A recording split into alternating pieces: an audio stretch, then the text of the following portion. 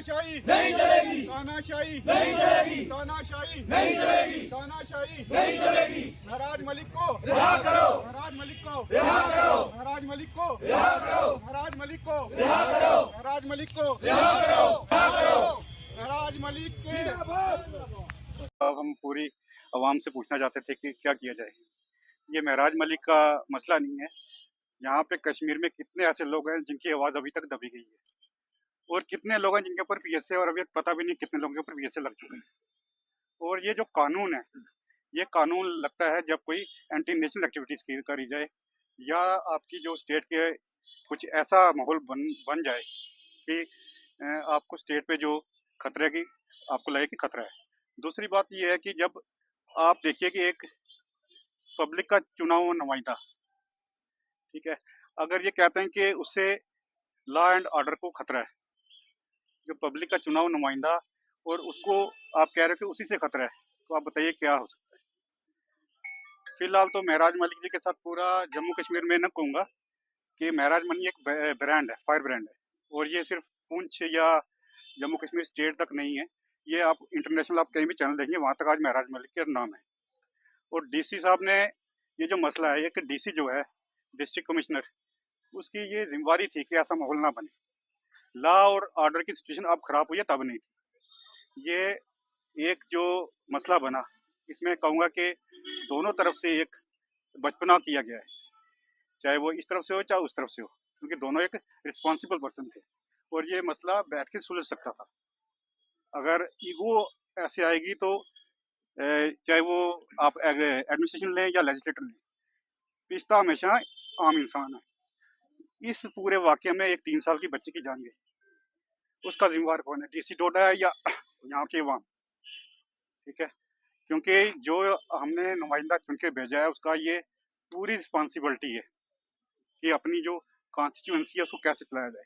आज महराज मलिक को आपको पता है बाढ़ का आई है, उसको अपने इलाके में काम करने का मौका देना चाहिए था, उसको पीएससी लगा के आपने अंदर कर दिया। और जो सफर हुए आज बाढ़ के, जो बाढ़ आई है, इतना नुकसान हुआ है डोडा में, उसकी भरपाई कौन करेगा? तो मैं यही अपील करता हूँ गवर्नमेंट से कि आप ये मत सोचिए कि महराज मलिक अकेला है या आम आदमी पार्टी का कहीं भी वर्कर अकेला है। हजारों तादाद में हमारे वर्कर हैं, लेकिन हम नहीं चाहते कि लॉ एंड ऑर्डर कहीं भी खराब हो। आज तक आपने देखा कि हमारे आम आदमी पार्टी की यहाँ बहुत बड़ी टीम है, लेकिन कोई प्रोटेस्ट हम नहीं कर रहे। हम कहते हैं कि जो निज़ाम बना है उसको सुधारा जाए, और इसके लिए जो आम आदमी है उसका ज़मीर जगाने की कोशिश कर रहे हैं। जब तक आम आदमी खुद नहीं जाएगा तब तक कुछ नहीं हो पाएगा। तो मैं रिक्वेस्ट करूंगा यूथ से कि अगर एक महराज मलिक पूरे इंडिया को जगा सकता है, तो उसकी एग्जाम्पल लेके, क्योंकि इज्जत और जिल्लत ऊपर वाले के हाथ में है और मौत भी वही देता है। ठीक है, तो आप ये डर के रहेंगे। आप देखिए करबला का ले लीजिए, कोई भी आप देख लीजिएगा, सिखिज्म में देख लीजिए, मुस्लिम में, हिंदू में, जो इंसाफ के साथ लड़ने वाले की उनकी तादाद हमेशा कम रही।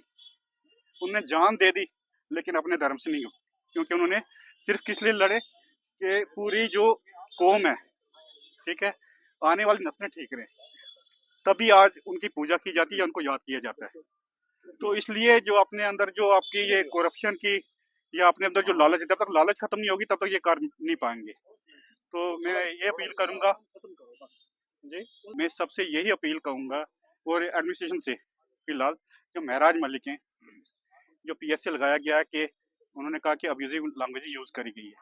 अगर अब्यूजिव लैंग्वेज यूज़ करी थी तो उसके लिए और भी लॉ के तहत उनको इंक्वायर कर सकते थे। सीधा पीएससी एंटी नेशनल एक्टिविटी, क्या उन्होंने बोला कि पत्थरबाजी करो? जब वो उनको उठाएगा तब भी वो अकेले थे, उनके पास इतनी जनता, अगर वो जनता को साथ ले जाता तो बहुत बड़ा हंगामा हो सकता था। जब भी महराज मलिक को पकड़ा गया, महराज मलिक ने यह कहा कि मैं अभी तक कॉल नहीं करूंगा, अगर मैं कॉल करूंगा लॉ ऑर्डर खराब हो जाएगा। तो वो हमेशा उन्होंने लॉ और ऑर्डर को संभालने की कोशिश करी है। तो अगर ऐसे इंसान को आप उसकी आवाज़ दबाओगे तो डेमोक्रेसी कहाँ रहेगी?